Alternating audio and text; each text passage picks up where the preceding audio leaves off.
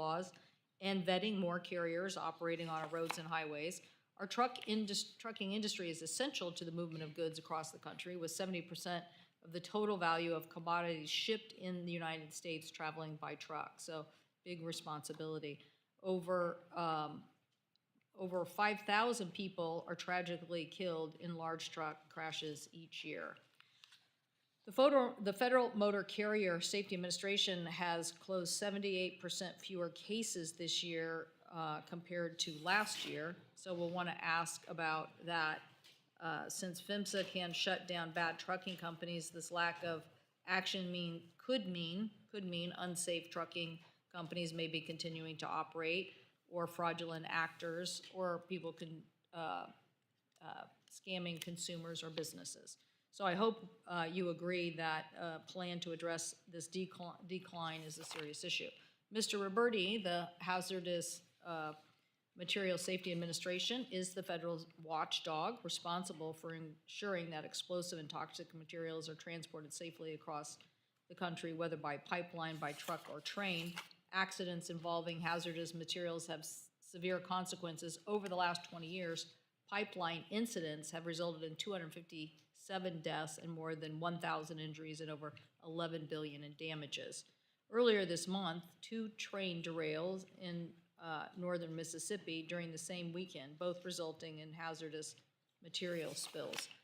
One derailment caused a large fire that forced the evacuation of more than 100 residents, and the other required 50 fire trucks from 12 different departments to respond. PHMSA has opened the fewest pipeline enforcement cases during the first 6 months of this administration than any other administration over the past 2 decades. So we want to understand what's going on here. We want to make sure that we have strong pipeline safety laws on the books and they're being enforced. I wrote to the Deputy Administrator in May sounding an alarm about this trend, and I hope to get further information about this. Finally, Mr. Morrison, the National Highway Traffic Safety Administration, NHTSA, is responsible for enforcing federal motor carrier safety standards to ensure Americans in the cars that they buy and drive are safe. Its investigations are responsible for initiating nearly 2,000 vehicle recalls affecting over 300 million people in the last 20 years. So we want you to continue to play an aggressive oversight role. This includes recalling things such as the Dakota airbag malfunctions, which killed 28 people when they exploded. However, NHTSA has opened 25% fewer investigations into vehicle safety this year. Don't know why, but let's find out. And this is especially concerning since Consumer Report found investigations have already hit an all-time low. So we need to understand what this trend is about and reverse it to make sure we're focusing on safety. So, Mr. Chairman, look forward to asking these nominees the need to make sure we have hardworking inspectors, investigators, and agencies that are doing their job, not taking shortcuts on safety. And I certainly welcome our former colleague, Senator Scott, for being here. We do miss him on the committee, but maybe someday he'll be back. Well, thank you, and now I would like to recognize our colleague and friend from the great state of Florida, Senator Rick Scott. Thank you. Chairman Cruz, Ranking Member Cantwell, members of the committee, I'm honored today to introduce Chief Derek Bars, President Trump's nominee for Administrator of the Federal Motor Carrier Safety Administration. He is a 4th-generation Floridian, an amazing father to 2 kids, Brett and Bentley, and he is also a dedicated public servant. He joined the Madison County Sheriff's Office in 1991 and spent the next 30 years serving his community, 20 of which were focused on commercial motor vehicle safety, before retiring as Chief of the Florida Highway Patrol. Now President Trump has wisely called on him to serve his fellow citizens once again. I've known the Chief for several years, having met him when I was governor of Florida. One particular memory I have is of touring Quincy, Florida, small town just north of Tallahassee, together in 2018 when we visited homes and Floridians impacted by Hurricane Michael. Chief Bars showed then and now his dedication to improving the lives and safety of those around him. He is a proven leader, problem solver who works to understand both people and the issues they face.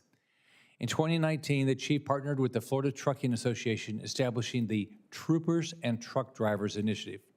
As part of the initiative, a trooper would spend a workday in a truck with an experienced commercial motor vehicle driver, while a new truck driver would spend a day on patrol with an experienced trooper. This exchange facilitated a deeper understanding of both the roles and responsibilities, ultimately making the highway safer for truckers, citizens, and law enforcement personnel alike. He also worked directly with FMCSA throughout his career and with other transportation partners such as the Florida Trucking Association and the Florida State Legislature to help develop statutory language to successfully enact laws aimed at aligning Florida with federal safety standards. Chief Bars is passionate about safety on our nation's highway systems, and proud to count him as a friend. I look forward to seeing what he will do with Secretary Duffy and President Trump to improve American roadways and make traveling across them safer for everyone. Derek, you have my support, and I urge my colleagues to advance your nomination quickly. You won't be disappointed in your vote, and thank you, Chairman and Ranking Member. Thank you. Would now like to recognize our colleague from the great state of Rhode Island, Senator Whitehouse, to introduce Mr. Roberti. Thank you, Chairman Cruz and Ranking Member Cantwell. I'm here today to introduce Paul Roberti of North Kingstown, Rhode Island, for his hearing on his fitness to serve as the administrator of the Pipeline and Hazardous Materials Safety Administration at the Department of Transportation. I had the good fortune of working with Paul in the Rhode Island Attorney General's office, where he was an Assistant Attorney General and Chief of the Regulatory Division, supervising matters that I once had in earlier years. He served in that role under both Democratic and Republican Attorneys General with distinction, dedication, and a strong work ethic. Paul now manages risk consulting at Ernst & Young LLP, where he provides consulting services to public utilities, focusing on compliance with legislative and regulatory mandates. Before joining Ernst & Young, Paul was Chief Economic and Policy Advisor at the Rhode Island Division of Public Utilities and Carriers, where he advised on energy policies and grid modernization. This would be a second stint at PIMSA for Mr. Roberti, as he served as chief counsel there during the first Trump administration. I hope Paul will honor PIMSA's fulfillment of its obligations to protect public safety and the environment. There's work to be done. In January, DOT failed to finalize a rule to update safety requirements for repairing leaks in natural gas pipelines. A rule developed in consensus with industry, directed by bipartisan legislation, signed by President Trump himself in his first term. Leaks can be deadly, as the Bellingham disaster showed.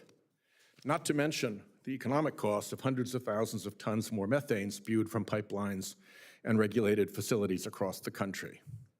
The Trump administration also withdrew a draft rule on CO2 pipeline safety, another very bipartisan measure that came through the Senate, which will delay the build-out of nationwide carbon capture infrastructure, contrary to solid bipartisan support in this body.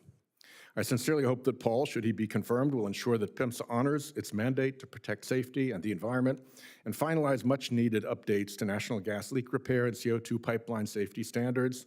I wish him all the best and appreciate the opportunity to introduce him today.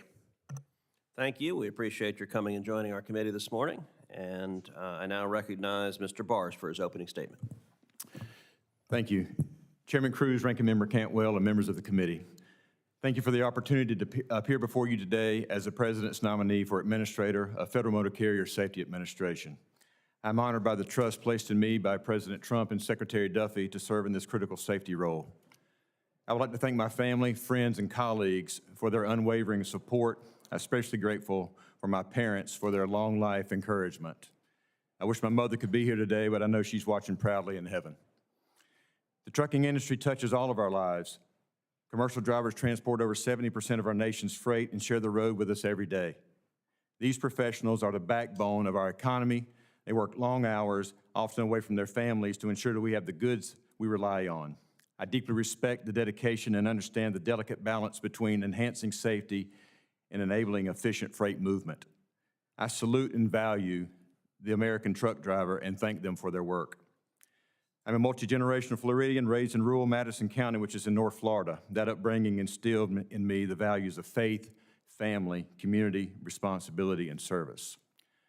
My journey in public service began as a teenager with the Madison County Sheriff's Office, driven by a deep desire to serve my community. I'm incredibly grateful to the many individuals who invested in me over the years, whose guidance shaped my path, strengthened my commitment to service, That commitment has led to a 34-year career spanning both in public and private sectors, with nearly 25 years dedicated to commercial motor vehicle safety. I retired as the chief of the Florida Highway Patrol in 2020, but the experiences and lessons learned from my decade spent in law enforcement continue to be a cornerstone in my life. Today, I remain committed to serving my community through my appointment to the Flagler County School Board, where we operate a successful commercial vehicle driver training school, contributing to workforce development and helping prepare the next generation of safe and professional drivers. I have witnessed the devastating aftermath of crashes, stood beside first responders, comforted grieving families, and seen how a single moment can ripple through an entire community. In 2023, approximately 5,000 lives were lost in large truck and bus crashes, including 900 commercial drivers. These are not just statistics. They are parents, children, colleagues, and friends. Every life lost is one too many. No one should have to see the horrific aftermath of a crash like what I and so many first responders have seen. No family should have to endure that kind of loss. If confirmed, I will make roadway safety my top priority. My work has always emphasized open communication and collaboration with the industry, law enforcement, and safety organizations. I understand what FMCSA's actions, what they do impact the entire industry, and I'm committed to ensuring that agency decisions are informed, balanced, and transparent. If confirmed, I will continue to strengthen relationships between government stakeholders, working together on our shared goal of improving roadway safety as well as addressing critical safety issues. During my time with the Highway Patrol, I served the FMCSA lead with Motor Carrier Safety Assistance Program, where our troopers worked diligently to make a positive difference on our roadways. Through this work, I witnessed the importance of strong partnerships to advance safety. At the national level, I served as the chairman of the Commercial Vehicle Safety Alliance Enforcement and Industry Modernization and the president of the Transportation Industry Membership. There I helped advance initiatives in connected and automated vehicle technologies, data sharing, and cross-jurisdictional collaboration. I am grateful for the dedicated FMCSA employees who work tirelessly to improve commercial vehicle safety. If confirmed, I would be honored to lead this team in fulfilling the FMCSA mission to reduce crashes, injuries, and fatalities involving large trucks and buses. I will ensure the agency operates with integrity, transparency, accountability, and efficiency. So I want to thank you for your time and consideration. And if confirmed, I look forward to working with you and your teams to advance our shared goals of roadway safety and the efficient transportation of goods. And from President Roosevelt, I'm ready to be the man in the arena, and I'm prepared to get to work, and I welcome your questions. Thank you, sir. Thank you. Mr. Morrison, you're recognized for your opening statement. Good morning, Chairman Cruz, Ranking Member Cantwell, and distinguished members of the committee. Please push the button on your microphone. Start over again if I can. Good morning, Chairman Cruz, Ranking Member Cantwell, and distinguished members of the committee. It's a distinct honor to appear before you today as a nominee for Administrator of the National Highway Traffic Safety Administration, or NHTSA. I am deeply grateful for the trust President Trump and Secretary Duffy placed in me with this nomination. I want to recognize my parents, Noreen and Charlie, who are watching this morning from the town of Cool, California. I would also like to thank my family, friends, colleagues, and mentors for their support and guidance over the years. Most importantly, however, I want to recognize my wife, Fernanda Morrison, who is here with me today. She has been my constant foundation, inspiration, and motivator, and I would like to thank her for her support and sacrifice. I've spent my entire career in the automotive and technology fields. After being the first in my family to graduate from college and then law school, I started my career at the California New Car Dealers Association, where I worked on legal and policy issues affecting the automotive industry. I later led an automotive compliance consulting company that worked directly with industry clients to implement regulatory requirements. I was then appointed as chief counsel to the agency I'm now nominated to lead, where I worked shoulder to shoulder with NHTSA's fantastic team of highway safety attorneys, engineers, economists, and other researchers and professionals. After President Trump's first term, I was hired by Apple, where I worked closely with leadership and a host of amazing engineers and designers on a range of issues, including working through regulatory implications of cutting-edge technologies. I humbly believe that the culmination of my experiences qualifies me to be NHTSA's next administrator. Why am I passionate about this role? I believe that the motor vehicle has been instrumental to the success of the American public over the last century. Ready access to a car or truck greatly expands our personal, professional, and recreational horizons well beyond any other transportation technology, and has so much to do with the ability to achieve the American dream through upward economic mobility. But our nation's relationship with the automobile is facing several critical challenges, as is the automotive industry itself. I'd briefly like to mention three. First, this personal mobility comes at a great cost. Each year, we see approximately 6 million crashes, millions of injuries, and tens of thousands of fatalities. And with the pandemic, our nation saw an increase from 2019's 36,000 crash fatalities, already unacceptably high, to over 43,000 fatalities in 2021. While fatalities have trickled down since, we're still several thousand fatalities higher than just before the pandemic. Each number represents a parent, a child, a sibling, a spouse, or friend, and everybody in this room has likely been affected by a crash where somebody has been severely injured or killed. Despite this, every year, 50% of those killed in crashes chose not to wear a seatbelt. 1/3 involved a driver who chose to use drugs or have that extra drink or two and drive impaired. 30% involved a driver who chose to speed, reducing reaction times and massively increasing crash forces, and far too many involved drivers who chose to drive distracted. Since the vast majority of these crashes have been caused by human choice or error, we need to double down on successful countermeasures to driver behavioral risks. And that starts with reinvigorating the agency's partnership with states and law enforcement to emphasize the critical importance of traffic enforcement action and removing unsafe drivers from the road. Now, second, today's vehicles are safer than ever, but not enough people are buying them, so resulting in the oldest fleet in US history, averaging nearly 13 years. Not coincidentally, today's vehicles are far more expensive than ever. Ensuring a supply of affordable vehicles that meet consumer needs and wants is critical to addressing our safety crisis. NHTSA can support this by ensuring our regulations meet the need for motor vehicle safety without imposing undue costs or design restrictions that hamper innovation. This means identifying unintended barriers to innovation and pursuing robust yet design-neutral performance standards. And third, providing room for continued safety innovation is a hallmark of the Vehicle Safety Act and is critical to enabling safety improvements in the fleet of tomorrow. Technologies such as software-defined vehicles, zonal architectures, alternative powertrains, and especially automated vehicles, or AVs, pose potential benefits in terms of safety and efficiency, but are complex and introduce risks unique to each application. NHTSA cannot sit back and wait for problems to arrive with such developing technologies, but must demonstrate strong leadership. For AVs in particular, this means deep and sustained engagement with industry, state and local governments, and technical safety experts. It also means creation of a safety framework consisting of guidance and, yes, regulation. Realization of the mobility and safety benefits from AVs depends entirely upon consumer trust, and that trust must be rooted in safety. The technical and policy challenges surrounding these new technologies must be addressed. Failure to do so will result in products that the public will not accept and the agency will not tolerate. I look forward to today's hearing and hope to earn your support.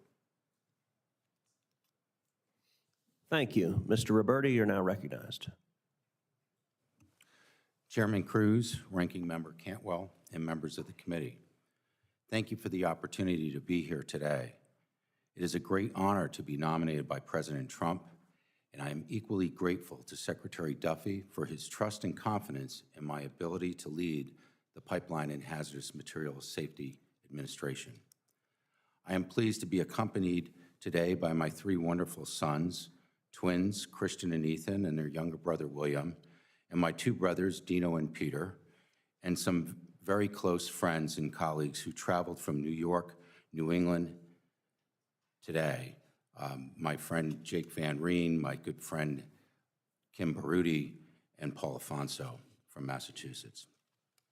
I also want to thank Senator Whitehouse for his kind introduction and his commitment to public service and leadership on behalf of the citizens of Rhode Island. I come to Washington to serve the nation from Rhode Island, where I grew up as the son of school teachers who fostered a culture of learning, loyalty, and hard work so that each of my brothers and I could build a future called the American Dream.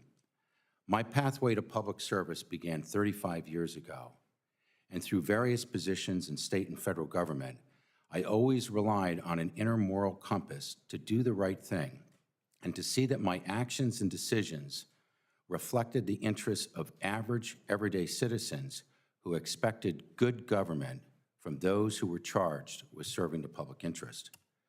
My career took me into energy and utilities. From very early on, I was amazed at the complexity of the energy systems that delivered vital services to society, powering our economy and way of life, and at the same time achieving reliability and affordability for the consumers who ultimately paid the bills. The vast network of pipelines in our nation represents the cornerstone of our economy and our bright pathway to achieving energy independence.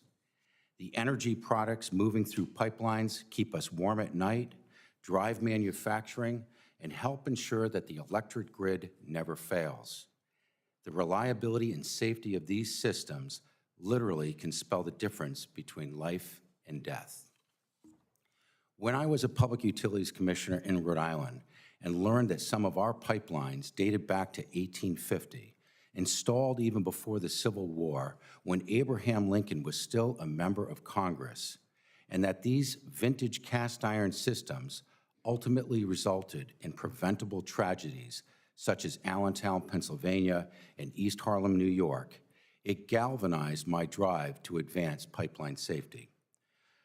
To realize the President's vision for unleashing American energy, we must instill great confidence that our transportation systems are safe. Whether it be natural gas moving through pipelines, crude oil over railways, lithium batteries in airplanes, or the fireworks that mark our 4th of July celebrations, ensuring the safe movement of hazardous materials throughout the nation's transportation systems must always be PHMSA's top priority. I am honored to be considered to lead PHMSA's dedicated workforce as they strive to maintain and enhance the safe movement of hazardous materials across all modes of transportation, including pipelines. Today, we face many threats and challenges to our pipeline infrastructure. Physical and cybersecurity threats from bad actors, whether individuals or nation states, pose a steady and growing risk to the safe and reliable operation of our pipeline systems. The best defense against these threats requires constant vigilance and close coordination with federal, state, and local government partners, as well as collaboration with industry. And if a bad incident occurs, these same defensive measures are equally critical in the context of emergency response and recovery. Allow me to close on a positive note. New technologies, engineering advances, and innovation offer substantial opportunities to advance safety while lowering costs for the American consumer. For example, the power of advanced capabilities like artificial intelligence can be leveraged for obtaining higher quality risk assessments to evaluate the integrity of pipeline systems and harness towards the development of better technologies for containing hazardous materials. If confirmed as administrator, I not only commit to being a fair and effective regulator, but also will seek opportunities for unleashing American ingenuity to advance safety and bring us closer to the goal of zero incidents. Thank you, Chairman Cruz and Ranking Member Cantwell. I look forward to answering the committee's questions. Thank you very much. Mr. Bars, let's start with you. Today, the United States has reciprocity with Mexico and Canada, such that all three countries recognize each other's commercial driver licenses. The state of Texas and the Texas Trucking Association have flagged that drivers with fraudulently issued Mexican CDLs are coming into the U.S.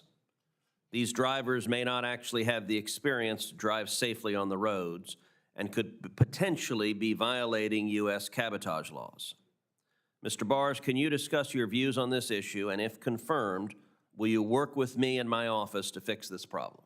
Senator, thank you for the question. Safety is paramount, as we discussed earlier with my career in law enforcement, making sure that all drivers are safe on our roadway, but ensuring that drivers are qualified and safe has got to be the utmost importance of what we're doing with commercial vehicle safety. If confirmed, I'm committed to addressing this particular issue. I've worked closely with the Texas Department of Public Safety throughout my career and understand that this particular issue is concerning, and we'll work closely with you in your office to ensure that we can make sure that all drivers who are in our country are safe. Thank you. Mr. Roberti, in a recent pipeline safety hearing held by this committee, my colleagues on the other side of the aisle asked whether PHMSA has been taking a lax approach to pipeline safety enforcement. Can you tell us about your safety enforcement record as PHMSA's former chief counsel and how you plan to appropriately enforce the pipeline and hazmat transportation rules? Thank you, Chairman Cruz, for the question. As you know, my last stint at PHMSA, we processed almost 800 enforcement cases. An effective inspection and an enforcement program within an agency, a safety agency like PHMSA, goes to the heart of PHMSA's mission. And if confirmed, I can assure you I will bring that same transparent and effective approach to making sure that we have a strong enforcement program. Thank you. Mr. Morrison, how should NHTSA encourage automakers to build safe and reliable vehicles without relying on costly government mandates that raise vehicle prices for consumers? It's a great question, Chairman Cruz. I think the first thing is making sure that automakers understand the agency's expectations for safety. Remember, we have federal motor vehicle safety standards, but more importantly, the agency has very, very broad defect authorities, and automakers have a responsibility to recall vehicles within 5 days of a defect in design, construction, or performance that could lead to an unreasonable risk to safety. So there's an automatic regulation that's working in the background, and making sure automakers understand that can allow them to ensure that their designs are robust.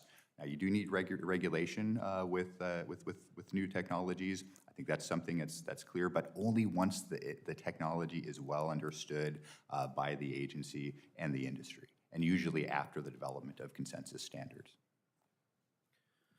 Mr. Bars, freight fraud and theft has become a rampant problem across the United States. FMCSA must remain a safety agency, but there are things FMCSA can do in its role overseeing motor carrier safety that would stop fraud.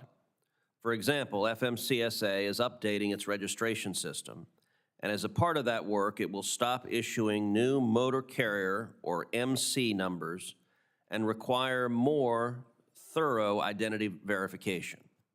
Mr. Bars, I'm working on legislation to enhance FMCSA's ability to identify and stop fraud. If confirmed, will you work with me on ways to stop fraud and freight fraud, and what do you see as the most promising strategies? Senator, thank you for that question. You're exactly right. This is a nationwide issue that is causing major issues, again, with the trucking industry and our economy. I look forward to working with you on this particular issue and working with all the different partners that we have to ensure that bad actors are penalized or they go to jail the way they need to, and we can work together with different agencies to make sure that that can happen. But I look forward to working with you on this particular issue moving forward. Yes, sir. Thank you. Mr. Roberti, in the 2020 PIPES Act, Congress authorized PHMSA to approve test programs for pipeline operators to evaluate innovative new pipeline safety technologies. However, we've heard that PHMSA received no requests to engage in the test programs due to the mountain of red tape the Biden administration required for approval. Mr. Roberti, as PHMSA administrator, will you plan to work with the pipeline industry to encourage the use of test programs to advance new pipeline technologies without the imposition of non-statutory red tape, including by removing the non-statutory requirements the Biden administration placed on the test programs? Mr. Chairman, I have heard there's been a lot of criticisms about special permit process. As I stated in my testimony, I'm a big believer that innovation and new technologies are the leading edge for shifting the regulatory paradigm towards better safety. And so I can certainly, I don't know what's going on there regarding those programs and the processing of those requests and the pilot programs, but I certainly will commit to making that a priority to look into that situation and see about ways of streamlining and certainly removing red tape so that we can be faster in pursuing opportunities to bring new technologies, enhance safety. Thank you. Ranking Member Cantwell. Thank you, Mr. Chairman. Gentlemen, you know, I could probably fill like this roster here with reports from GAO or Inspector Generals about a problem we had in FAA where organizational design authorization was given to Boeing to have inspectors review the work and work with the FAA. Now, that is still the system we have today, but what we found is that there were those who were retaliating against those ODA members and basically saying, you know, you might lose your job or this might happen if you take a strong enforcement measure. So we learned in aviation that was a big mistake. And so we've corrected that by passing a new FAA law that basically protects those ODA members from retaliation. This Department of Transportation has issued a new rule basically saying that you can retaliate against the inspectors in your agencies. So I want to know from you whether you believe that you are going to protect these inspectors from that kind of retaliation. Will you commit to being a strong policeman on the beat and making sure there's no political interference at your agencies on those inspectors? Senator Cantwell, thank you for the question. I can tell you that throughout my career in law enforcement, I mentioned earlier that enforcement is key, and making sure that the bad actors, as was mentioned here, are dealt with accordingly. And the inspectors and officers that work within FMCSA have a diligent job to do in making sure that they can carry out the missions and place these bad actors out. And it's extremely important to me that we make sure that we do that and we work together collaboratively with them and give them the tools and the toolbox that they need to address these issues that you're referring to. So no political retaliation. Senator, I'm looking forward to working with them and making sure that they're able to do their job, and I think that's what's important. Thank you. Yeah, from my experience working with the fantastic investigators, both in the Office of Vehicle Safety Compliance and the Office of Defects Investigation, you know, you really need a robust, honest, back and forth relationship with them. We need the data. They need to analyze the data to determine whether or not there might be a defects or non-compliance. And so ensuring that level of trust is critical. And making sure they're not harassed by somebody. Absolutely. Great. Thank you, Mr. Roberti. Senator Cantwell, I would say that in my history at PHMSA, the inspection enforcement teams know how important I think what they do is to carrying out the mission of safety, and I certainly would impose no chilling effects on them exercising their duty, subject to oversight. My oversight as administrator to make sure that we are fair, transparent, and impartial in the way we cite operators for violations of federal standards. Quickly, Mr. Morrison, could you, because I have a question from Mr. Roberti, what are your priorities in setting regulations? The emergency brake issues for trucks, what are your first priorities? I think first need to get in. I'm not in the building now, and so I need to make sure that I get up to speed with the agency. Is there anything that bothers you right now that you think we need a regulation on? I think one thing we need to explore, and I mentioned this in my testimony, during the first term, we had worked on autonomous vehicle safety framework, taking comment from the public, working with industry to get a sense of the state of technology. I think the state of technology has moved forward now, and I think we're at the point now where we need to start looking to find ways we can build public trust, and that includes guidance documents and regulation once we're at that point. Yeah, I'll ask some more for the record on that. But Mr. Roberti, you mentioned the cybersecurity problem, and you know pipelines are now. You don't threaten the United States anymore by, well, you might, but you might. Sending a sub into our waters or a plane into our airspace. You basically use the pipeline system or some other system to cause failure. So what do we need to do to accelerate our protections of our U.S. pipelines? Well, the cybersecurity jurisdiction resides within the Department of Homeland Security. During my last time at PHMSA, we negotiated and executed an interdepartmental agreement to help bolster our presence in control rooms, working with the Transportation Security Administration. We also engaged directly with the Department of Energy. I think that across the federal landscape, there needs to be full engagement, information sharing, and thinking about how we can leverage each other's resources. PHMSA has inspectors out in the field.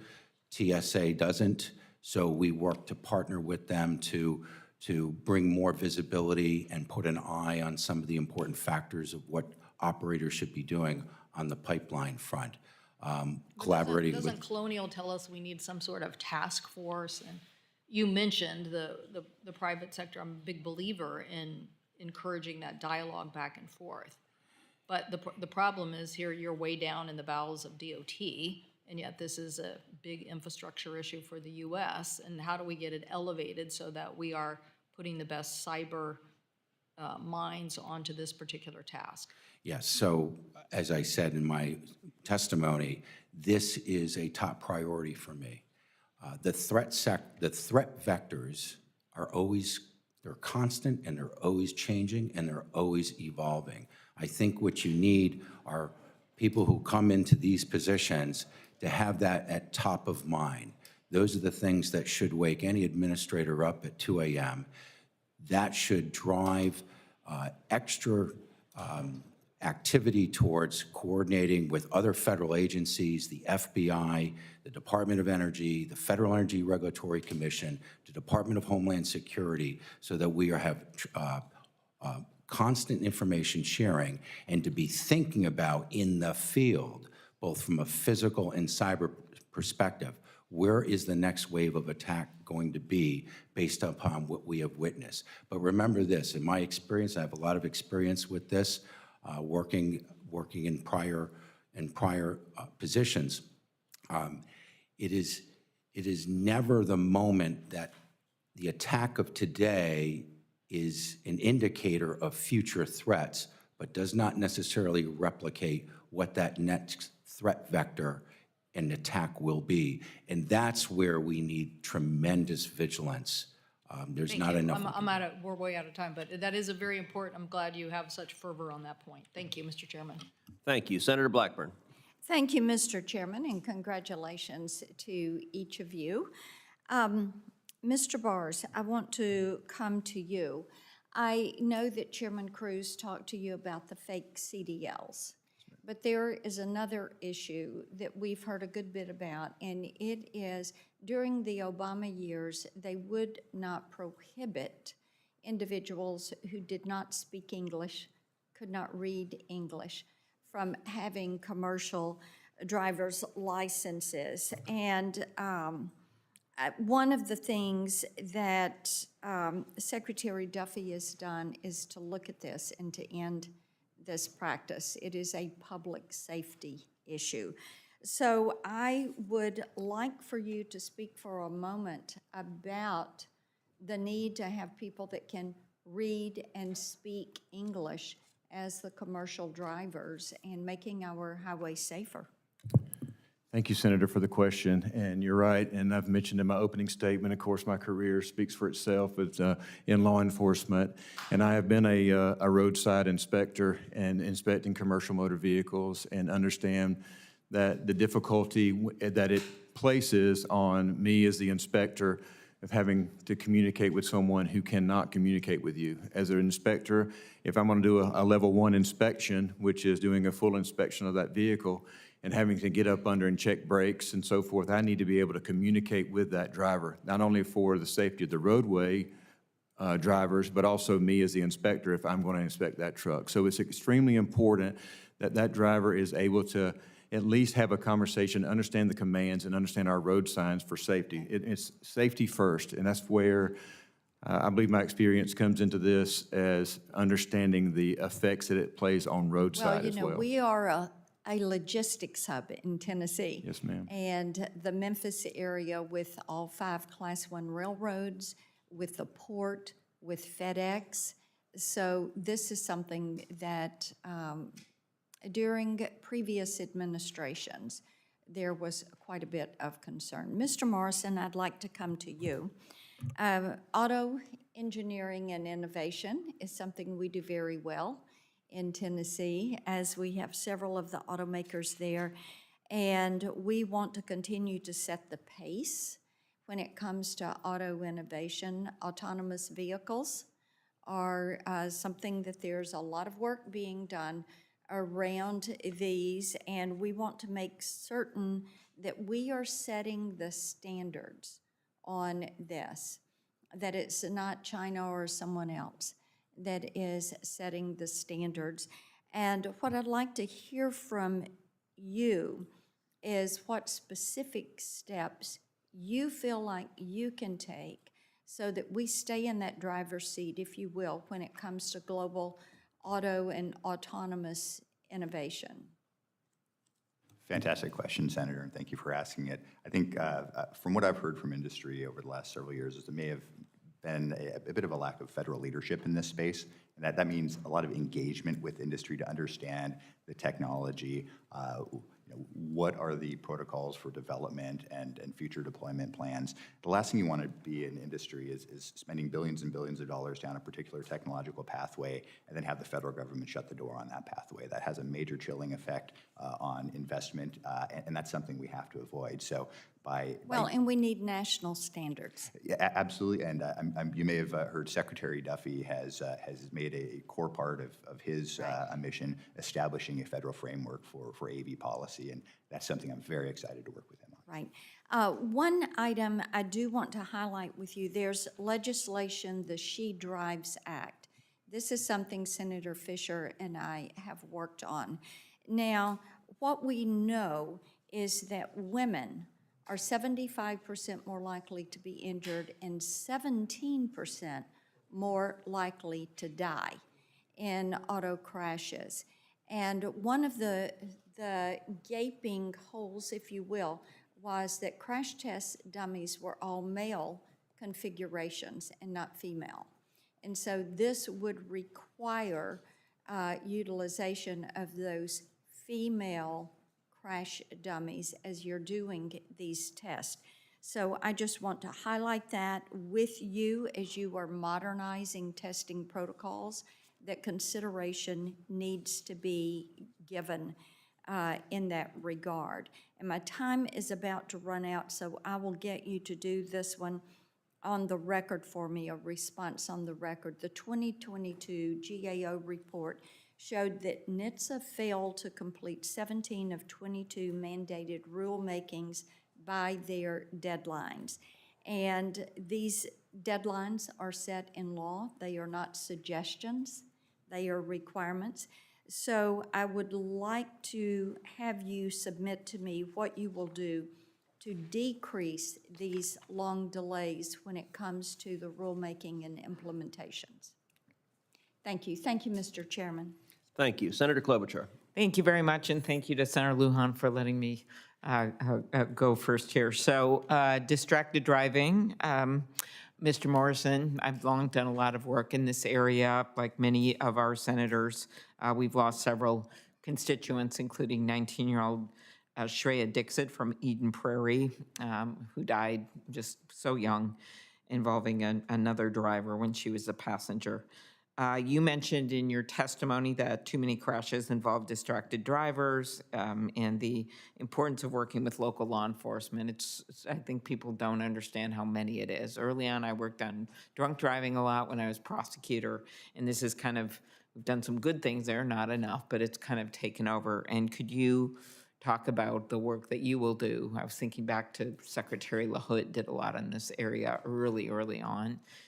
Talk about what you'd like to do on distracted driving. Absolutely, and thank you, Senator, for the question. And thank you for your leadership in this area. We've had over 3,000 fatalities each year, going back to the last 5 years, that are distracted, and I think that's very well undercounted. Unlike impaired driving where somebody can, there's a blood test or a breathalyzer test where you can tell somebody is impaired. With distracted driving, it's much more difficult to determine that because you don't have ability to determine whether or not somebody was using a phone while they're driving. So I think that's undercounted. I think the messaging that the agency puts out there is very important. Yeah. I would look to double down on that messaging and then also working with law enforcement too. And trying to figure out if the spot checks are working or what works, kind of some updated information will be helpful for us. I think catalytic converter theft, I'm sure aware of that. These catalytic converters taken from unattended cars. And last week, Senator Marino, who knows a little bit about cars down there, he and I reintroduced the PART Act to provide law enforcement officers with the tools and resources they need to crack down on the crimes. The bill actually, if you could look at it, tasks NHTSA with updating motor vehicle theft prevention standards to ensure converters are marked with a traceable ID number. These are oftentimes horrible criminal cartels and organizations that engage in these thefts. Do you commit to working with us on this issue? Yeah, absolutely. Catalytic converter theft is a scourge in our society. It creates a huge amount of inconvenience. It's it's very expensive to replace. And if that bill is passed, I'll absolutely be looking forward to implementing it. Okay, thank you. Mr. Bars, congratulations. According to recent reports, FMCSA's carrier enforcement efforts have slowed, or at least there's not a quarterly motor carrier safety progress report this year. Could you talk about how, as a retired law enforcement officer, how law enforcement acts as a deterrent to unwanted and unsafe behavior, and could you move these reports and other things along if you get into your position? Yes, ma'am. Thank you for the question, Senator. That's very important to make sure that we're strengthening enforcement, compliance, and training, and also the uniformity of making sure things are across the board are the same. I look forward to being able to understand what's going on within the agency of where there's some of these lacks, potentials maybe happening, if you will, and making sure that the investigations are being completed and that we are taking bad actors off of our roadways that need to carry us out of service if that's the case, or whatever interventions that have to need to take place as well. Thank you. Yesterday, the Senate Judiciary Committee with Senator Grassley and Senator Durbin held a bipartisan hearing on retail theft. And actually, one of the eye-opening things for me out of that hearing was cargo theft and how these crimes impact the entire food chain and supply chain. And I had no idea how much was going on. One dairy protein export company in Minnesota has reported an average of 1 to 3 break-ins per month in containers of dry milk powder. If confirmed, will you work to commit to combat these crimes as opposed to committing these crimes? Senator, thank you for the question, and that is a large yes. And working closely with all the different stakeholders we have, that has got to be a focus in our time that I've worked on the Law Enforcement Advisory Board for the American Trucking Association. That has been one of their key points for us to work collaboratively with all the different stakeholders to combat this. But I look forward to working with you and others on this. Okay, thank you very much. Mr. Roberti, I had a question on cybersecurity. I heard it was asked, so I'm going to just confound the other members. Like when you ask a question here, then you ask it again because you want to hear the answer. But I'll look back at your answer to the question, and it means a lot that Senator Whitehouse introduced you. Thank you. Thank you, Senator. Thank you. Senator Moreno. Well, thank you, Chairman, for having this hearing. Thank you for the three of you for your willingness to serve this country. Not shockingly, I'll start with you, Mr. Morrison, on the car side of things. So I think it's important to set the stage because I think there's a lot of things that happen here that are partisan. There's a lot of things that can be extraordinarily bipartisan. Safety is something that can be extremely bipartisan. I think there's not a Republican that I know that would want our roads to be less safe. But generally, you talked about this in your testimony, and I think we need to dive deeper into it. Talk about where we are today with the age of our fleet. So in other words, the average car, how old is the average car out there right now? The average age of a vehicle in our fleet, we have 300 million so vehicles in our light-duty fleet. It's approaching 13 model years old. And the safety implications of that are profound. A few years ago, NHTSA did a study evaluating the impact just on age, model year age of a vehicle, and found that a vehicle that is 12 to 15 model years old versus a vehicle that is 0 to 6 model years old, there's a 19% higher chance of a fatality if you're in a crash. It's a profound impact. So getting the age of these vehicles down is critical. Right, so I think one of the things that we should hyper-focus on is how do we reduce the age of the fleet? How do we get that average back to 8, 9 years old where it used to be? And it's obviously about automobile affordability. So I just want to tick through some statistics because I think it's just interesting. So 10 years ago, if you were a car company, you had to produce cars that generally had a fuel economy rating somewhere around 35 miles per gallon 10 years ago. So 35 MPGs, pretty high. You and I are probably around-ish the same age. 35 mile per gallon car back when we were kids would have been pretty good, right? 10 years later, that standard became 39 miles per gallon. So 35 to 39, you think, well, that's decently achievable over a decade. Under the Biden administration, they wanted that to be 50 miles per gallon in 2 years. 34 to 39 over a decade, 39 to 50 over 2 years. Is that reasonable or achievable? I think that's being evaluated right now at the agency. Yeah, I'll paraphrase, insane. And on top of that, places like where you live, California, where insane goes to get crazier, you had the ability for California to set different standards. Now, thanks to this Congress, California no longer can set a different emission standard or CAFE target or electric vehicle mandate than the rest of the country. And thanks to our leadership of our chairman, I'll give him full 100% credit, car companies no longer have to pay these outrageous fines. And I just want to quantify that.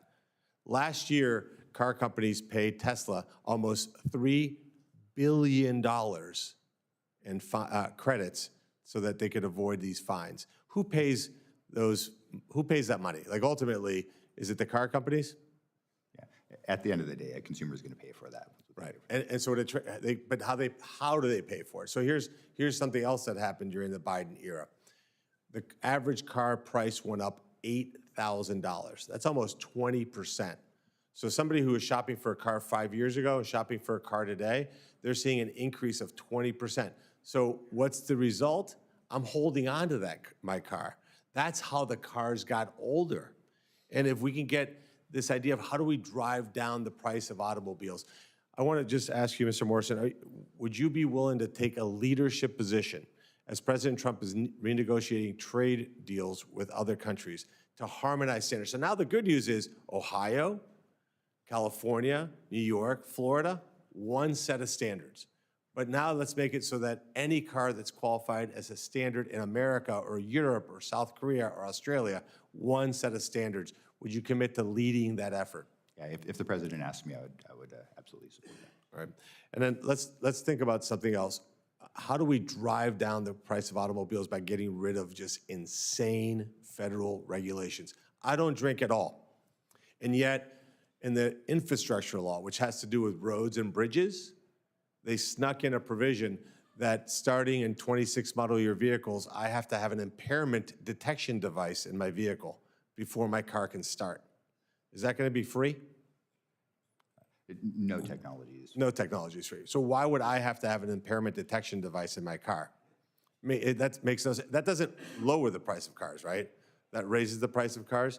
So we have to, if the North Star is safety, we should have total and complete consensus around this idea of lowering auto prices. And obviously, Mr. Chairman, as you know, because I ask you about this every time I see you, we should have a totally separate hearing on what we can do here at the federal government to lower the price of automobiles. When affording a car is out of reach for most Americans, that has grave implications for job seekers, for the ability to get to hospitals, for ability to have personal freedom. So we need to drive down the cost of automobiles. And I hope when you're confirmed and you're in that agency that you're there to get that done and to drive down the cost of automobiles. I'm over time, so thank you, Mr. Chairman, for your time. Thank you. Senator Lujan. Thank you, Mr. Chairman. Here's a thought, Mr. Morrison. Why don't you just eliminate seat belts from cars, eliminate backup cameras from cars? Hell, stop making them out of metal. Make them out of plastic, and let's find the cheapest car that we can sell to the American people, and we'll modernize the fleet, and more people will die. I don't know if my colleagues know this, but there was not a provision snuck into a piece of legislation that's going to save people's lives in America. You and I met. I asked the same questions to Secretary Duffy. I was surprised to learn from him that his wife also survived a horrible crash. I don't know if you know this, Senator Moreno, but I survived a head-on car collision in my early 20s when I was driving home from a basketball tournament because a guy was drunker than shit and drove right into me in front of my church, in front of the place where my grandfather is buried. I'm a person of faith like you. Somebody helped save my life that night. 10,000 people die a year in America because we want to talk about self-driving cars. Hell, I can go to states right now and jump in a cab and there's no driver. That's safe? And we can't install technology that 9 auto manufacturers have already filed patents. This legislation worked. The markets are reacting. In Europe, you can already get in a car that has this technology available, not just to tell if you're drunk, but to tell if you're impaired. The technology exists. 14 tier 1 and tier 2 suppliers. Look, I'm not an auto person, but I understand that those are the folks that the major auto manufacturers work with to get technology in vehicles. They can tell if you're impaired. Hell, go to an auto show. If I sold cars, I'd go to several auto shows to see what the latest and greatest is and get in those cars, and you'd be surprised how much technology exists today. These are not the questions that I planned, but when someone is suggesting that legislation was snuck into a bipartisan bill, I don't think Rick Scott is a liberal member of this body. He was my partner. Senator Capito, who also sits on this committee, has been a driver of this legislation. I've been proud to earn the support of my colleagues from across the country to get this done. We've got to find a way to do it. So my question to you, Mr. Morrison, is this piece of legislation that is called the HALT Act, it's the Honoring the Abbas Family Legacy to Terminate Drunk Driving. Who lost a family member to a drunk driver? There's rules currently pending at the Department of Transportation. I'm very disappointed that under Secretary Pete Buttigieg, under President Biden, this was not finalized. It was bipartisan. We worked on it bicamerally, bipartisan in both chambers and got this done. We negotiated with the auto manufacturers. Everyone was at the table. Someone from Mothers Against Drunk Driving is actually in this room. I hope all of us take time to sit down with them and find out how many people are dying in our states so that we can all get behind this technology. Can I get your commitment, sir, that you will make progress on moving forward the existing rulemaking pursuant to the HALT Act? Absolutely. And as I said when we met in your office, and I enjoyed our meeting, I thought it was a productive meeting. I'm not in the building now. It is a day one priority of mine to get in there and get a sense of the state of the technology. That's the technology that DOT has been working on for years, but not just the state of that technology, but the state of the technology that's being developed elsewhere. That is something that I appreciate it. I mean, that's all we can ask for. There should be no question that existing technology works. And some people are actually driving cars that do this stuff already. It's working. Another issue that I care about deeply is ensuring that trucks have side underride guards to prevent cars, pedestrian, and bicyclists from being crushed underneath. As a result, according to NHTSA, the cost of installing side guards exceeds the benefits. Unfortunately, to reach this estimate, NHTSA makes assumptions in their cost-benefit analysis that excludes whole categories of preventable deaths of vulnerable road users such as pedestrians, bicyclists, and motorcyclists. I don't understand that. I mean, if it's going to be studied, it should be studied. And then an answer should result based on whatever the research is. Yes or no, will you commit to counting pedestrians and bicyclists as preventable deaths for vulnerable road users in the cost-benefit analysis and any future rulemakings on side underride guards? I will work with the economists with the NHTSA to make sure that everything appropriate is being considered. I'm not familiar with that particular study that was issued, but it's something else. I appreciate that. Mr. Bars, in New Mexico, we see firsthand the dangers that come with heavy freight traffic on highways, especially along I-40 and I-25, the two major arterials in our state, where my constituents have raised real concerns about safety. Truck crash deaths are up more than 60% nationwide since 2009, including nearly 5,500 lives lost just last year. What steps will you take as the administrator to make sure the FMCSA is doing everything it can do to reduce crashes and protect drivers and families on our roadways? Senator, thank you very much for the question. Roadway safety being top priority for me and my career. As I mentioned in my open statement, working closely and with our MICSAP grants, there are law enforcement officers in your state, making sure they're doing the aggressive traffic enforcement that needs to be done. Also going and doing the inspections that need to do and try to do preventative concerns, finding those violations well before they happen so we can prevent those crashes from happening during the road's regular routine inspection is critical. Appreciate that. Mr. Chairman, I have other questions. I'll submit them into the record. I thank you for the time. I just hope we can find some common ground on public safety. I heard like my colleagues say that that's something Democrats and Republicans agree on. Do we or don't we? It's time to put up or shut up when we get these rules in place and we're to choose to save the American people or we're not. That's what it's going to come down to. And I hope that we can find common ground to get this done. It's not easy to talk about almost dying. Sometimes things happen for a reason. And I guess that I've learned from this president, if God gives you another chance, you better do something with it. And I'll be damned if I'm not going to do something about it. Thank you for the time, Mr. Chairman. Senator Peters. Thank you, Mr. Chairman. Mr. Morrison, congratulations on your nomination to serve as the administrator of the top auto safety regulator here in the country. As a senator from Michigan and the chair of the, ranking member of the Surface Transportation Subcommittee, two of my top priorities are saving lives on our roadways and making sure the automotive industry has the regulatory certainty that it needs to continue to innovate and to compete on a global scale, helping us to reach those security goals. So my question for you, sir, is NHTSA, as you know, plays a key role in ensuring that NHTSA certified vehicles are recognized and accepted in other markets, which is critical to the American auto competitiveness of our industry.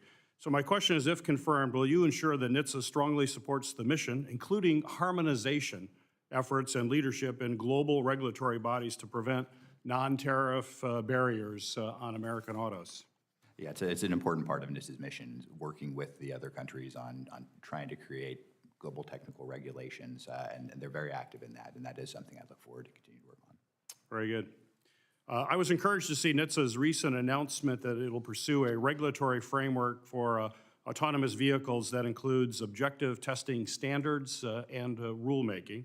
However, I'm concerned by the reports that as much as over half of the Office of Automation Safety, which I pushed to fund, has been terminated in staffing cuts, basically, at NHTSA.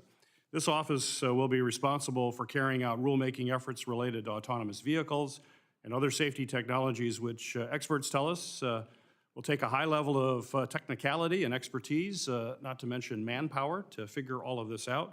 So I have a couple questions for you. First off, can you commit to fully staffing offices like the Office of Automation Safety to ensure that they can competently and successfully carry out rulemakings relative to AAVs and other cutting-edge technologies? I've seen media reports. I'm not in the building now, but I have seen media reports about staffing. I think a lot of people may have left pursuant to a deferred resignation program, but I know Secretary Duffy has mentioned a number of times that where there are gaps that need to be filled, particularly to achieve priorities, we will fill those gaps. So you will be committed to fully staffing it? You're giving me that commitment today? Yeah, I will be committed to looking to hire up to make sure that we can achieve those goals. Based on your experience at NHTSA, do you believe the agency can carry out multiple rulemakings related to autonomous vehicles and make needed progress on the over 12 overdue rulemakings mandated by Congress if it faces significant personnel cuts? Again, I'm not there now. I don't know how the staffing is allocated, but I will commit to looking to make sure that we have adequate manpower to complete our mission. What actions do you believe are necessary to ensure deployment of autonomous vehicles is safe, transparent, while also ensuring that the United States is at the forefront of innovation? Please tell me kind of your thoughts about what we need to do. I think first and foremost, we need federal leadership in this space, and that involves, I think, in large part, using the convening authority of the federal government, meeting with the developers, meeting with technical safety experts to understand the state of the technology now, the development pathways that various entities have been pursuing, and making sure that the industry understands what the agency believes are the appropriate paths forward. I think getting that understanding with industry, having the industry gaining an understanding of the agency's perspective, I think that's something that may have been lacking, and that's a major gap I look to fill. And that's going to involve guidance, and as I mentioned in my testimony, yes, it will involve regulation once that's ready. What specific risks do you see to the United States if we do not remain at the forefront of AV innovation, especially with China's major strides in this area? As you're probably well aware, they're investing massive amounts of money and believe this is the future of transportation. What are your concerns related to that? My concerns is that we have a foreign adversary of this country who is investing incredible amounts of resources into this industry, and they're looking to push things forward. From what I've heard, I'm not over there, I've heard that some of the developmental pathways that they're approaching are not as robust as the industry is used to. That's something that gives me pause, it gives me concern. But if they win that technological race, they will be the ones that are setting these global standards, and their technology will be that's deployed around the world, and that's something we can't have. Mr. Roberti, the Commerce Committee is now actively working on a pipeline safety reauthorization effort, as you know, in a little over time, but perhaps as quickly as you can. If you could just give the committee what's kind of top of mind to you as the top issues that this bill needs to address. Well, certainly from the last reauthorizations, there's a number of outstanding mandates. I think that's a high priority to complete mandates. Looking forward, not being at the agency yet, I hope to engage with your staffs and your offices to come to some conclusions on what would be best in that authorization. Very good. Thank you, Mr. Chairman. Thank you. Senator Markey. Thank you, Mr. Chairman. Mr. Morrison, let's start with an argument in your testimony. Regulations raise car prices. This argument is not new. In fact, automakers have always fought common sense safety regulations by saying they are too expensive. Let's look at a few examples. In 1961, the New York Times reported on the fight to require seat belts in vehicles. The New York Times reported that, quote, car manufacturers still are adamant in their position that safety must be keyed to cost. If this contention prevails, the seatbelt will be an optional item of extra cost. Mr. Morrison, yes or no, was the government right to require seatbelts in every vehicle? Absolutely. All right, that's good. Here is a headline from April 6, 1975, titled, Industry Resists Car Safety Costs. That documents how the auto industry lobbied against requiring airbags in every vehicle. Mr. Morrison, yes or no? Was the government right to require airbags in every vehicle? Eventually, yes. Yes. And that brings us to today. Here's the headline from June 24, 2024. Automakers ask U.S. agency to reconsider emergency braking rule. Now, automakers are urging the National Highway Traffic Safety Administration to repeal its rule issued last year requiring automatic emergency braking in new vehicles, in part based on cost. Mr. Morrison, I understand that the Trump administration is currently reviewing that automatic emergency braking rule. Given the automakers' history of opposing common sense safety rules, do you agree that safety regulators should be skeptical of industry's arguments? I think regulators need to do their own homework and evaluate the costs. It's built into the Safety Act that one of the very important aspects of a federal motor vehicle safety standard is that notion of practicability, which does have cost implications. So that is something that the agency needs to do independently. Well, here's my message to you, Mr. Morrison. The automakers have cried wolf far too many times for us to take their arguments seriously. That's the answer I wanted to hear. Are there costs to implementing these requirements? Of course. But these measures might save your daughter, your son, your father, or mother, or brother. And to me, that's worth it. And that's why we have seatbelts. That's why we have airbags.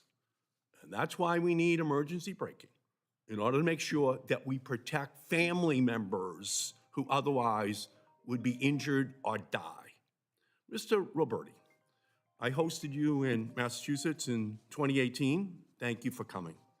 After pipeline explosions destroyed dozens of homes and killed a young man. And you know safety saves lives, Mr. Roberti. If confirmed, will you finalize the 2023 draft rule requiring that my pipeline safety law passed in the Trump era, Pipes Act of 2020, is finalized? Yes. Thank you. And Mr. Roberti, we've seen Elon Musk's Doge staff come into agency after agency and sabotage our government's ability to keep the public safe, from the FAA to the National Weather Service. So, Mr. Roberti, if Doge staff told you to stop enforcing regulations or to fire inspection and enforcement staff who keep our system safe, would you do it?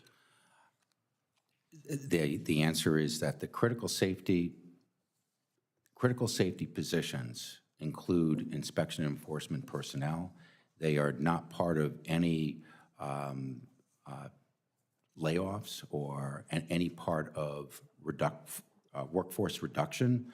And if confirmed, as I've said, having an effective, a strong, robust inspection and enforcement program is the heart of the safety mission, and I will certainly commit to that. All right, well, again, the question of Doge undermining public safety is not a hypothetical. It's already happening. We've seen it in other agencies, and we've already seen services disrupted and lives lost as a result. The only question is whether we're going to have enough courage at the agency to protect our pipeline safety agency from those Doge attacks. And that will be your responsibility, Mr. Roberti, to put safety first. With that, thank you, Mr. Chairman. Thank you. Senator Fetterman. Thank you, Mr. Chairman. Welcome, Mr. Roberti. Is it fair to say that we had a warm, cordial, and productive meeting yesterday in my office? Senator, yes, I really enjoyed meeting with you yesterday. Yeah, I thoroughly did too. And yesterday we talked about, you know, my real issue is, and my commitment is that I wasn't here today to create theatrics, and I'm not looking for clipping or to make up on MSNBC or the thing. For me, I'm coming here because, and I know you are aware of a problem in my state, in a very specific county. And for me now, in a minority situation as a Democrat, I'm very confident that you'll have all the votes necessary to be confirmed. So for me, as a Democrat voting for nominees, for me, it's a statement saying we want to find a relationship. We want to work together to look for wins for my state, for a constituent, or really a win in Pennsylvania ultimately is a win for the country. And today, and I made a promise with you not to turn this into confrontation or anything. And so today, I'm here to discuss, for folks, it's a pipeline, 105 miles long, that with jet fuel across, southern eastern Pennsylvania. And then essentially there was, everybody agrees that there was a leak. And, I am part of it because I fly 50 out of 52 weeks. So we all need jet fuel, and we need to, it's not I'm not condemning anyone that produces jet fuel. It's really that the problem is that it actually got into someone's wells in Bucks County. And today, so I'm here today. I'm here. We have a constituent here from Upper Makeville, and her name is Christine, and she's here today. And now she has water that was contaminated from jet fuel. And she actually brought a sample here, where we have,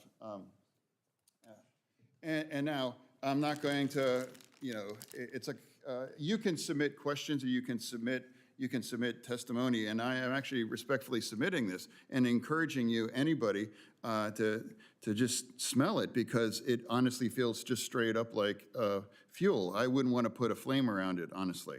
And for me, it's like, I am really just welcoming, because I just want to work together, for a solution here. You're not responsible for any of this. You didn't participate in all of this stuff. You just have you be in a situation to actually work together to create that.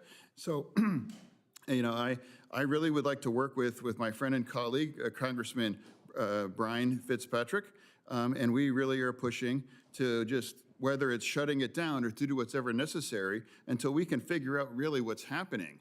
And now for me today, it's like, as I said in my office, is if you're able to extend a commitment to work together in my office, then I'm here today to extend a commitment to vote for you, because for me, it's about voting for you, is about desiring a relationship to find a solution for this landowner, but also for my state. Mr. Thank you, Senator.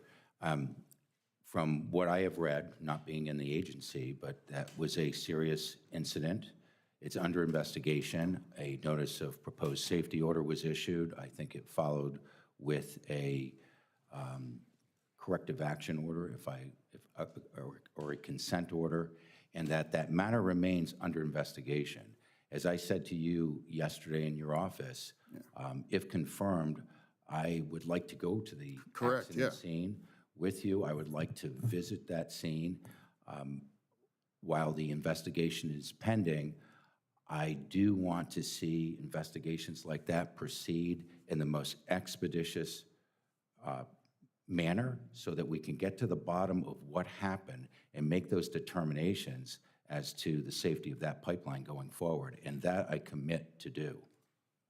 Yeah, well, so, and again, now it's becoming more and more politically difficult or punishing to vote and to want to work with the other side. But today, you have extended your willingness to work together for a solution, and I'm to extend my desire to want to vote and support your candidacy for this. So, and thank you, Mr. Chairman. Thank you. Thank you. Senator Young. Mr. Morrison, Mr. Bars, Mr. Roberti, congratulations on your nominations. Hope we'll have an opportunity to serve together. Mr. Morrison, as you are well aware, NHTSA has been without a Senate-confirmed administrator for quite some time now. And there are many priorities my colleagues and myself could discuss with you on ways to improve safety, increase efficiency, and efficacy, especially with respect to rulemakings, and modernize federal motor vehicle safety standards, to name a few. But I want to focus my questions to you on the issue of autonomous vehicles, or AVs. For several years now, Congress has been working to establish a comprehensive AV framework that unlocks the ability for industry to safely deploy self-driving vehicles.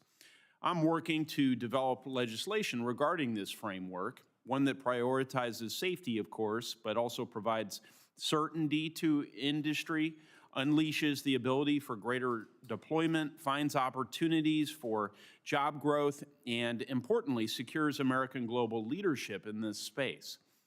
China is looking to supplant our leadership here, so it's imperative that we establish rules of the road that can protect our national and economic interests and also benefit American companies and consumers.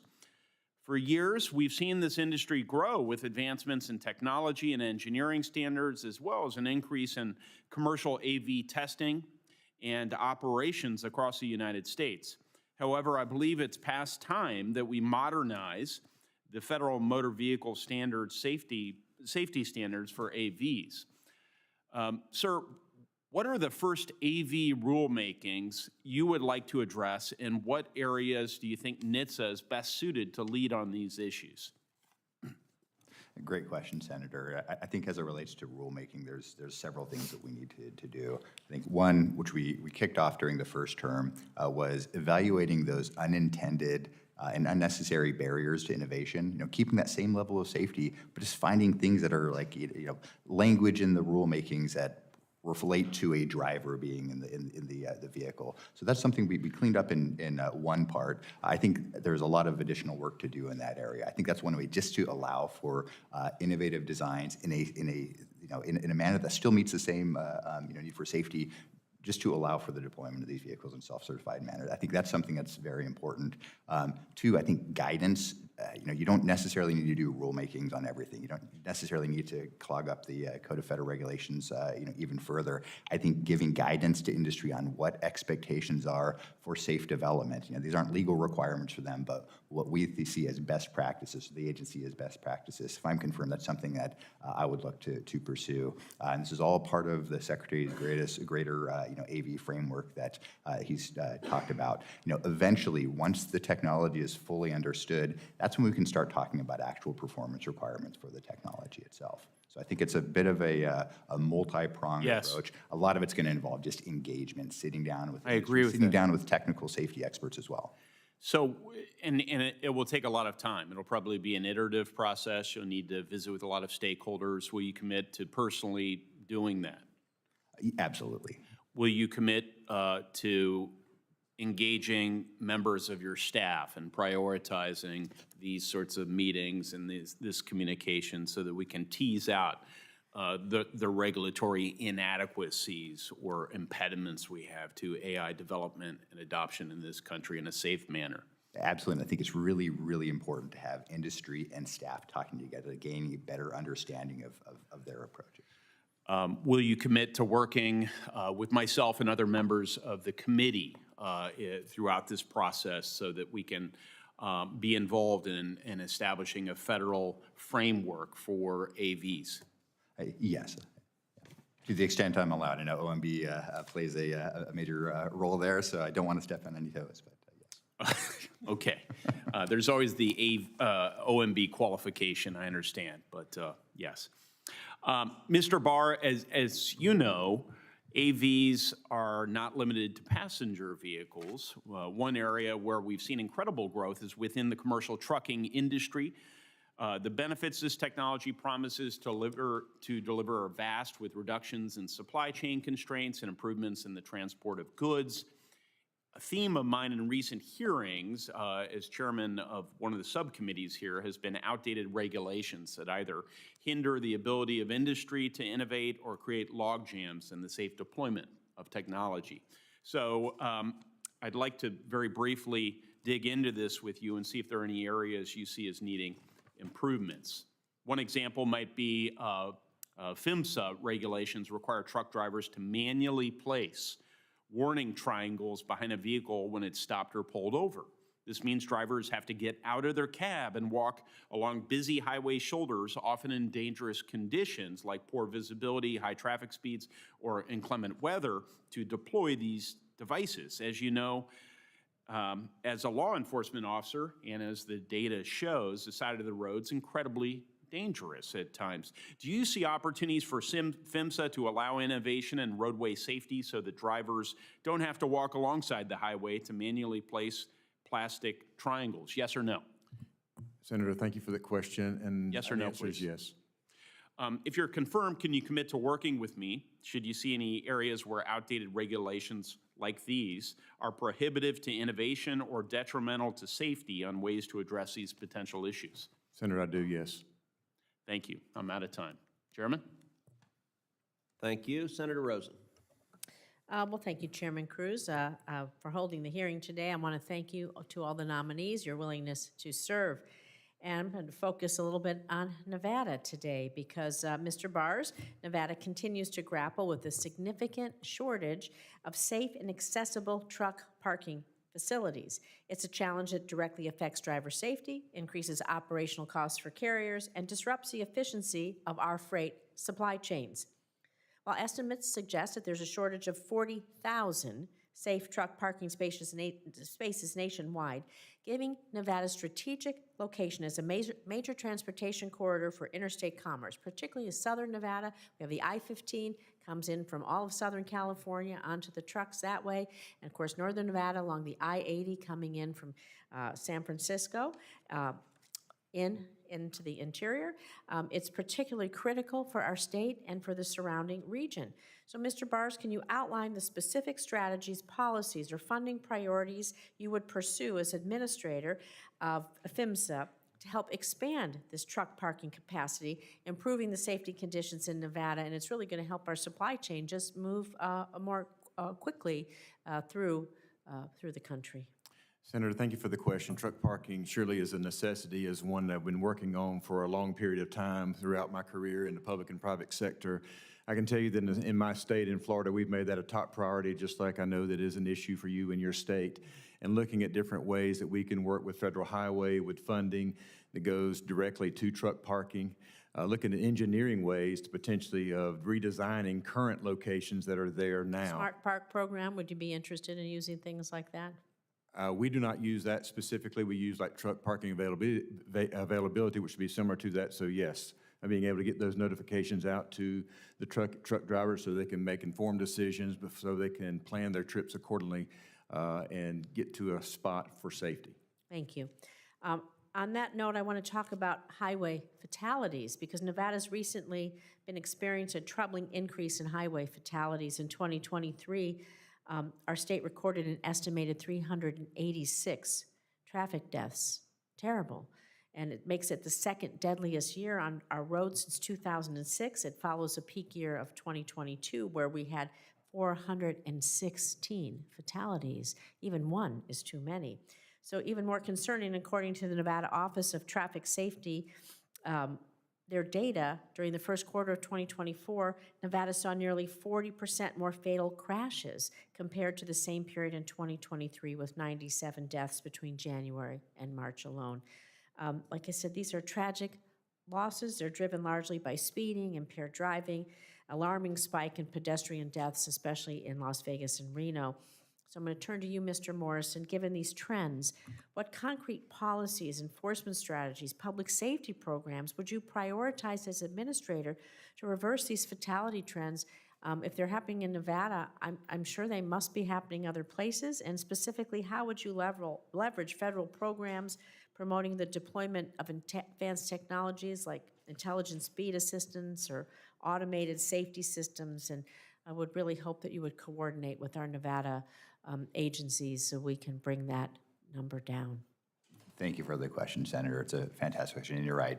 It's far too many fatalities. And we've seen, particularly since the pandemic, this increased level. I mean, we're trickling downward again. It's a lot of pressure to get those things delivered. Absolutely. So I think it's got to be an all of the above approach. I think it truly is a crisis that we're seeing. We're seeing fatalities continue at an elevated rate. We're seeing impaired driving at an elevated rate, speeding at an elevated rate, and we need to double down on what are the known, proven countermeasures, what are innovative approaches that we can take to traffic safety as well.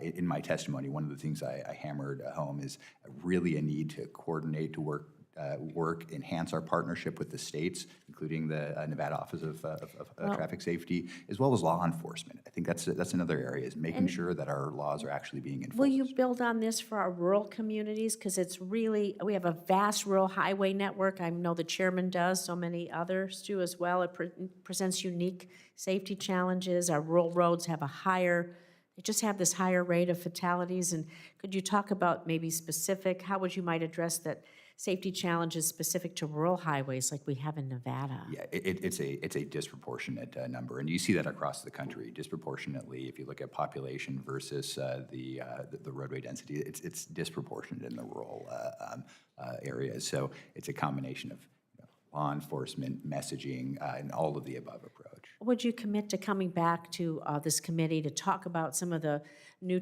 technologies or techniques that you're planning to use? This is an issue that is so important to so many because of the loss of life. To come back to the committee and report on the implementation of such strategies that would help us. Absolutely. Thank you. Appreciate it. Thank you, Mr. Chairman.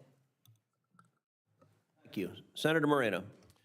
So thank you for some additional time. Just want to clarify a couple of things my colleagues said, just Mr. Morrison, just make sure we're all on the same page. Again, this topic can be very emotional. I mean, obviously, look, let me just reiterate. Everybody wants our roads to be safer.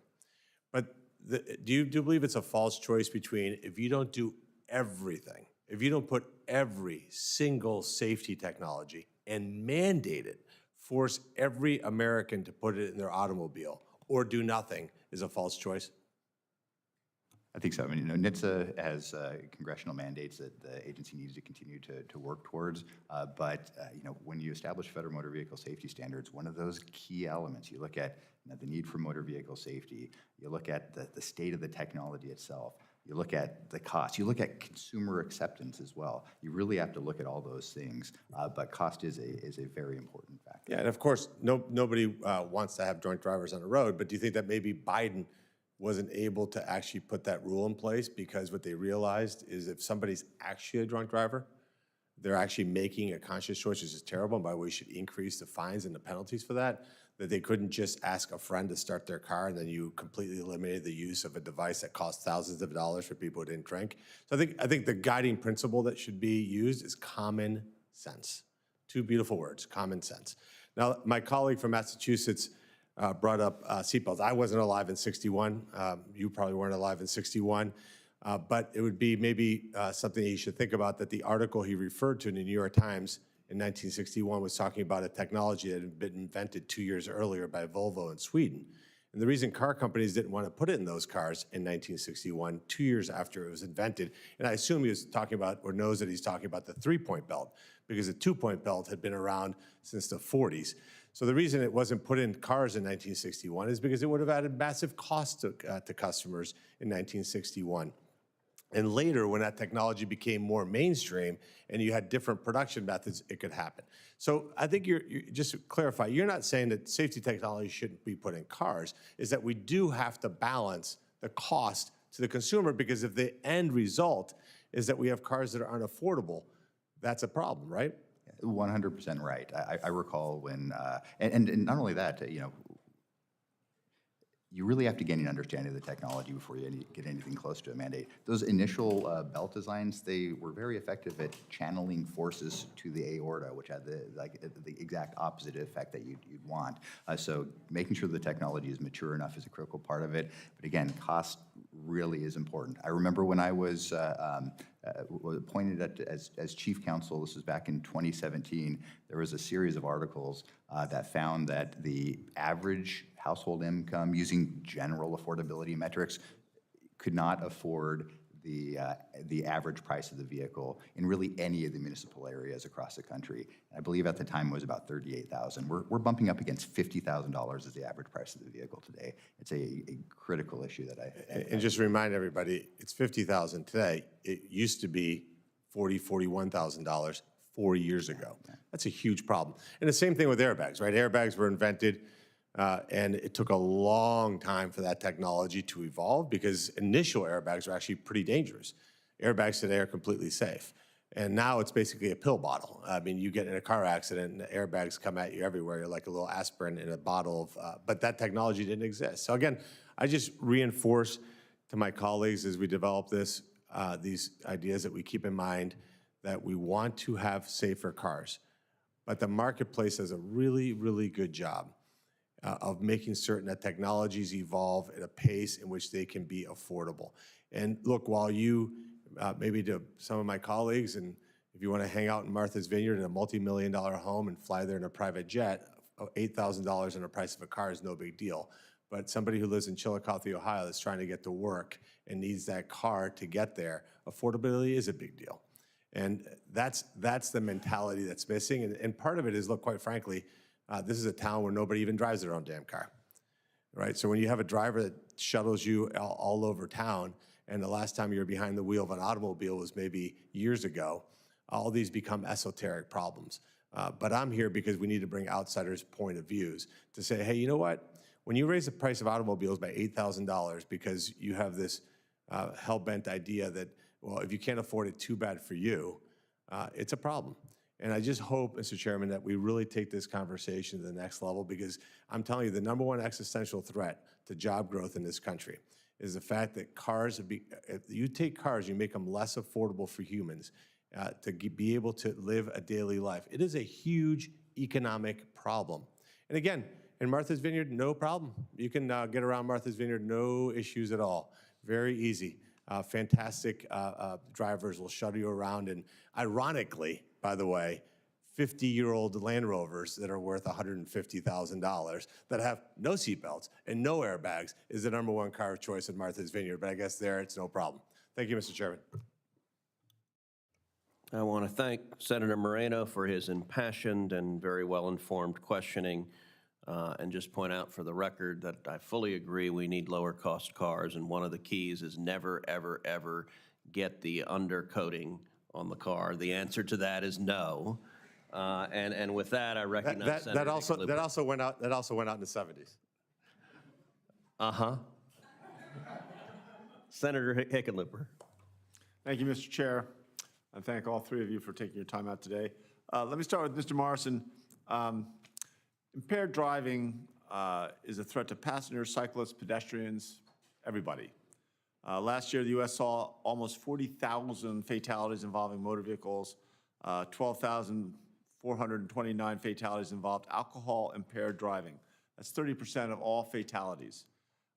We have a national blood alcohol concentration, BAC, a national limit of 0.08% to determine alcohol impairment. Currently, there is no uniform national standard to measure marijuana impairment. In Colorado, marijuana impaired driving is a blood test above 5 nanograms of THC. At least 16 other states have zero tolerance laws prohibiting any amount of drug impairment while driving. Creating a national standard for marijuana impairment is going to ease the burden of law enforcement, prosecutions, help clarify legal requirements across states, and without question, save countless lives. So, Mr. Morrison, what steps would you direct NHTSA to take in consultation with states, our laboratories of democracy, to develop a national impairment standard for marijuana-impaired driving? I think NHTSA absolutely plays a critical role here. During my time as chief counsel in the first term, we were really pushing hard this campaign against drug-impaired driving. Some of the messaging we put out, drive high, get a DUI. If you feel different, you drive different. I think there isn't this necessarily public consciousness that when people are using marijuana, that it has an impairing effect on their ability to drive a vehicle. And it harkens back to the 50s. If you look at research, people would say it was pretty common for them to say, I need another martini so I can calm down. I drive better when I'm impaired. I think we haven't had that. There's absolutely been a shift in perception there, although impaired driving, alcohol-impaired driving is too high. We haven't seen that similar shift for marijuana. It's absolutely something that I would intend to double down on. I would also look to partner with, I think, the National Office of National Drug Control Policy to work with them on that as well as law enforcement in the states. Yeah, absolutely. I think it's one of those lurking giants that's out there, and the country has not gotten their arms around the fact that more and more kids are smoking pot instead of drinking. You can see alcohol sales, beer sales down all over the country, and yet we have no national program to really intercede and make sure they understand that they're not driving better. Right, and the poly use is another issue. There's compounding factors of alcohol use with drug use that also need to be recognized. I do understand there are some scientific challenges to really gaining that notion of whether or not there's a threshold level. Well, it's like alcohol. It's different size people. There's some variation there, but the science is getting there, and certainly the level of impairment can clearly be measured and calculated against the consumption of narcotic. Absolutely, and it's an area where I know you've been a national leader. I appreciate that, and we look forward to working with you. You bet. Mr.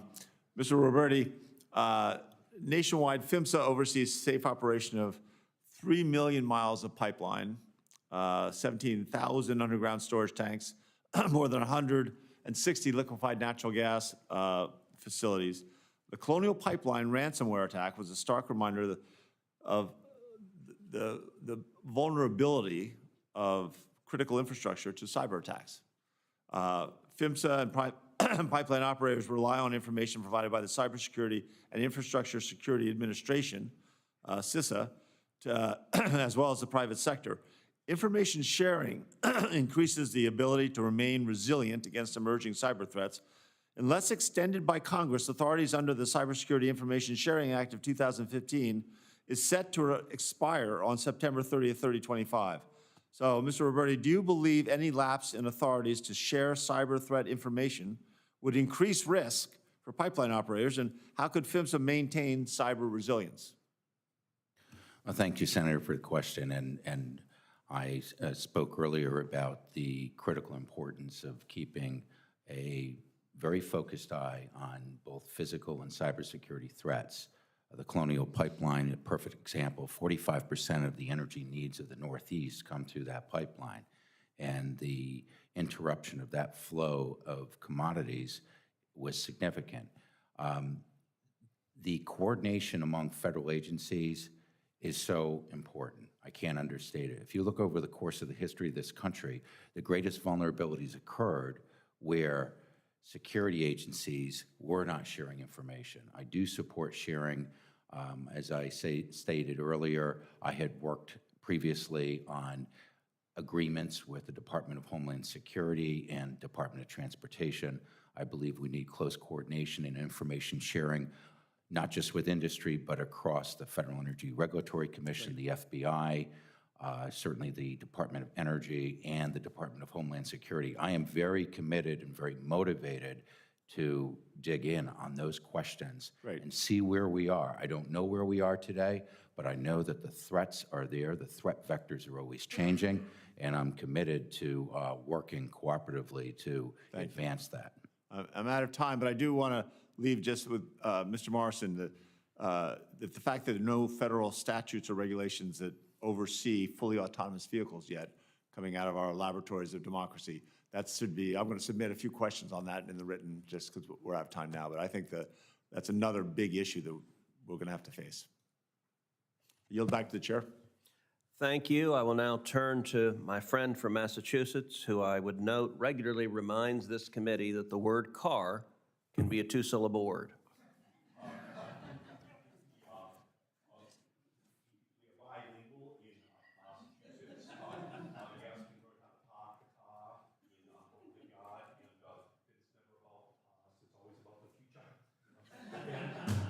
The accent you can use down the park with Joey DiGregorio. That's a different accent, as Mr. Roberti knows, which doesn't have quite that accent. I am bilingual. I'm sure Mr. Roberti is as well. You just have to know where each accent can be used. So I thank you, Mr. Chairman. And just to follow up on the senator from Ohio, I'm an expert on auto safety. When I was 5 years old, my father was a truck driver, but I grew up in a deregulated era. At 5, I was chasing 9-year-old Charlie Cadero and Bobby Olson 2 streets away from my house when I got hit by a car. And I was turned into a projectile, and you can still see where my fingers never quite came back together again. The concussion in the middle of the street, somebody picked me up, showed me 100 miles an hour up to the emergency room of the Malden Hospital. There's 2 things your mother always says when you're a kid. 1, if you're ever in an accident, your phone number is MA40815. Tell the doctors that.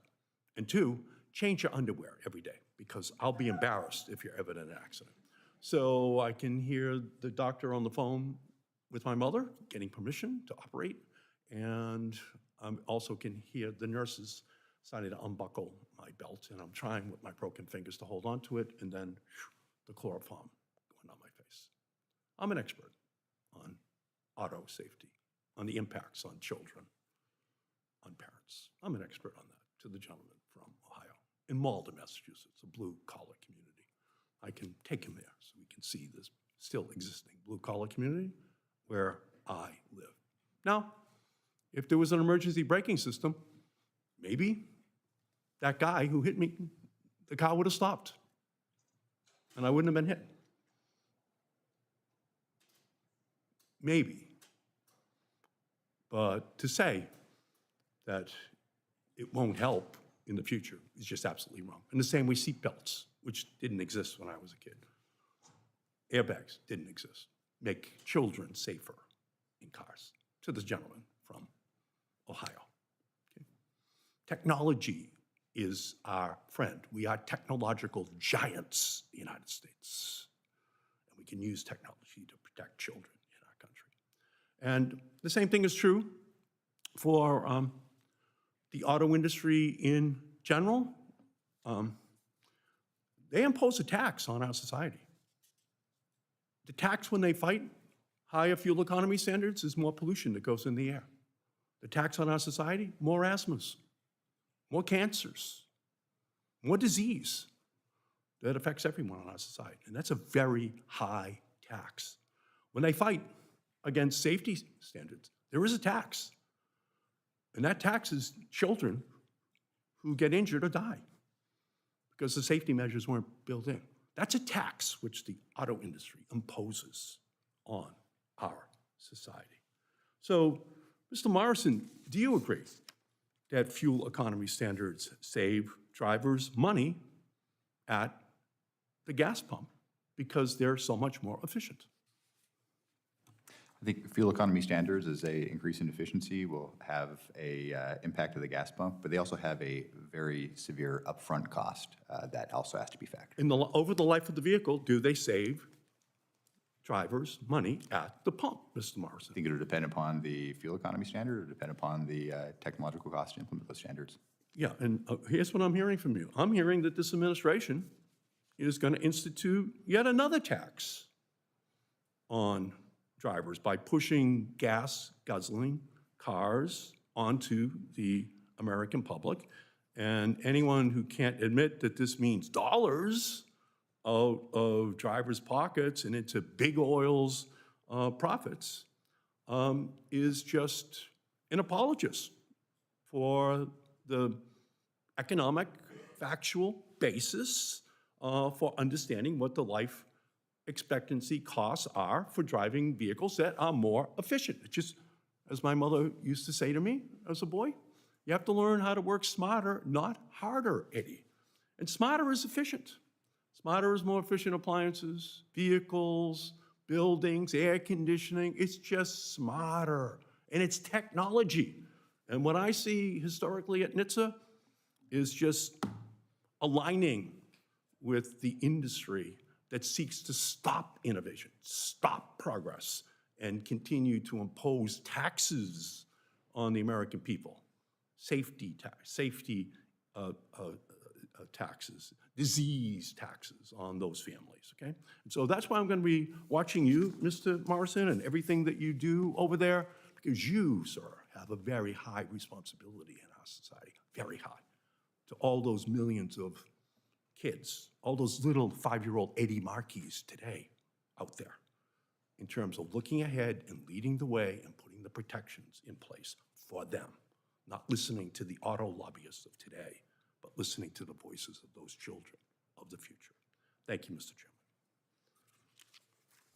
Thank you, Senator Markey. I would note some years ago, Senator Markey and I were the chairman and ranker of the Science and Space Subcommittee of this committee, and I had a repeated pattern of not being willing to have space hearings without listening to my friend do JFK impressions, which made every space issue come true. And I do think back to my time in law school in Boston.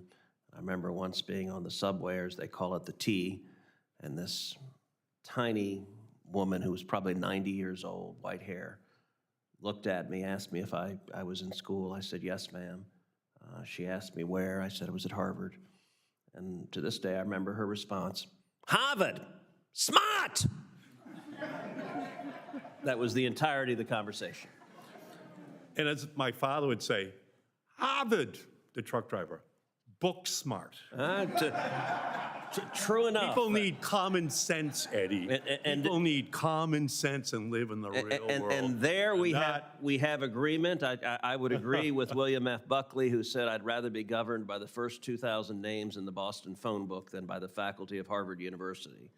And that is unquestionably true. And the people of Massachusetts are governed by those 2,000 names in the phone book. And then they choose people who listen to the Harvard and MIT professors about the future, especially in technology issues. Thank you, Mr. Chairman. So a couple of final questions, and we're going to wrap up. Mr. Morrison, in your view, what is NHTSA's role in the development of autonomous vehicles? I think NHTSA needs to play a leadership role, uses convening authority to set guidance so that industry can follow and lead the pathway to enhanced mobility. Also needs to, once the technology is ready, and once there's a better understanding of the technology, eventually lead to the regulation of that technology. Mr. Roberti, what would you describe as the core mission of PHMSA? And I'm gonna give the answer. In my view, the core mission of PHMSA is to ensure safety for pipelines in America. There have been radicals at that agency who have viewed the mission of PHMSA as using safety as a tool to either stop or delay pipelines because they oppose the existence of pipelines. I think that is emphatically not the purpose of the agency, but what is your view as to the core mission? As safety appears in the Pipeline Safety Act, the core mission of PHMSA is safety and to instill confidence in the American people that these pipeline systems are safe, and I commit to doing that. Thank you.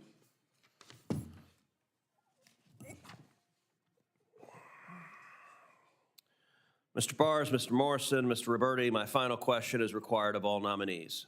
If confirmed, do you pledge to work collaboratively with this committee to provide thorough and timely responses to the committee's requests and to appear before the committee when requested?